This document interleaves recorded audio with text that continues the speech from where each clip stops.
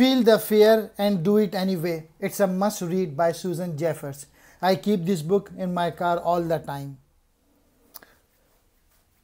I believe it is primarily an educational problem, and that by re-educating the mind, you can accept fear as simply a fact of life rather than a barrier to success.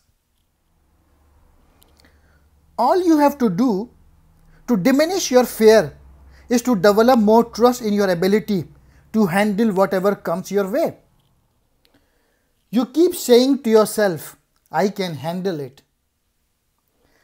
The fear will never go away as long as I continue to grow. The only way to get rid of the fear of doing something is to go out and do it.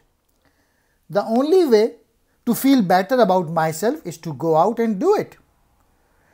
Not only am I going to experience fear whenever I am on unfamiliar territory, but so is everyone else.